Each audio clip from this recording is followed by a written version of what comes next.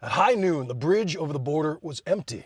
But then, for some reason, Guatemalan police threw open the gates.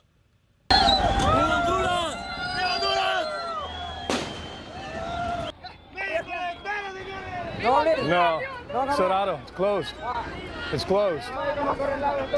The first tried to form an orderly line, but that lasted only seconds as thousands surged behind them with a mixture of exuberance and frustration and determination.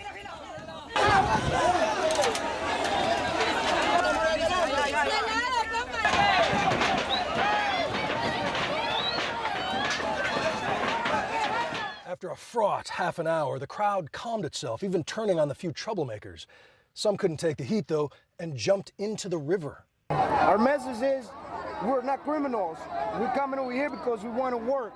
We need a job. We need better, a better life. That's why we're here. Do you understand that President Trump is going to use the pictures of thousands of people surging to the gates against you? He's going to point that to people and say, this is scary. It's his politics, we respect, he's the president of the United States, and with all due respect, we are not criminals. Donald Trump is un anticristo. Donald Trump is an antichrist, this man says. If he doesn't repent, he's going to hell. We are not criminals, we are workers and fighters. Eventually, Mexico opens to the caravan, but only a trickle are let through, women and children first, including Marta Torres, who tells me her husband was murdered by Honduran drug gangs, and her 3 other kids are still across the river. Do you want to go to the United States? Have you heard, though, that President Trump doesn't want more people coming, and he's even separated families who try to come? What should we do now, then? She says. I don't want my kids in the middle of crime. I don't want to have the lives of my children further destroyed. What is the one thing that could be done right now to help stem this tide? Well, actually, there's 2 things. First of all, raise the asylum bar. As the attorney says, they get interviewed by an asylum officer. 88% of them pass the asylum interview because they are coached on what to say. But when they get to court, if they get to court, more than 80% lose their case. So we got to raise that asylum bar because the delta's too big. The second thing we do, look, if these families want due process, they got a right to claim asylum. There's only one way we can guarantee due process. Keep them in a family residential center until we see a judge. Back in 2014, when we first did this under Secretary Jay Johnson, we kept them there to see a judge. And guess what? 80% or more lost their case. We put them on an airplane, sent them south. The numbers went down because we showed the world we are a nation of laws, and you'll get your due process. But when the decision's made and you lose, you're going to go home. Congressman Scalise, we don't really have time to do anything before this midterm election.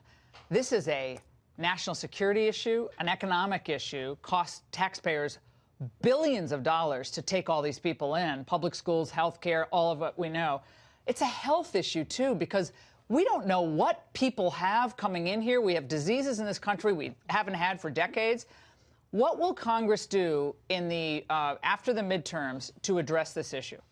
Well, Laura, I think in the next 2 weeks, you're really going to see this debate play out because ultimately that election in 2 weeks will help decide it. I am really glad that President Trump is putting such a sharp focus on this. Look, I mean, when you look at these, it's like a parade going over. These aren't asylum seekers.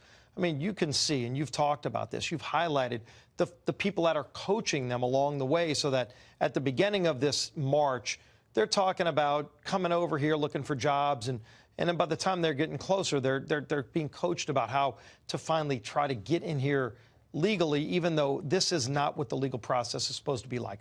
We need to change the law. We've had 2 different bills on the House floor.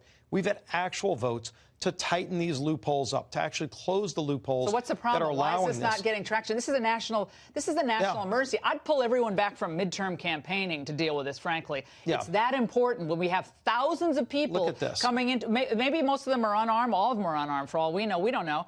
This is an invasion into this country, and the American people are seeing this play out. They're like, this is like, there's like the phone's ringing and no one's home. Migrants are using women and some pregnant and children at the front of this line in an effort to intimidate the Mexican police. So obviously they're not going to use force against women and children. And the same official relayed to us that there are currently 1,000 Mexican federales at its border with Guatemala. Reinforcements are being sent in as we speak. And the police are telling this source that many of the people inside the caravan grew violent today, injuring 6 to 7 Mexican police officers who themselves have no weapons except shields, and they do have some batons if things get bad, and tear gas. The official closed his conversation with the Ingram angle, saying following, we will not allow our country to be literally invaded from the south. It is critical now to take a stand, because if this model is the immigration model going forward, you will see a caravan of this size coming every week.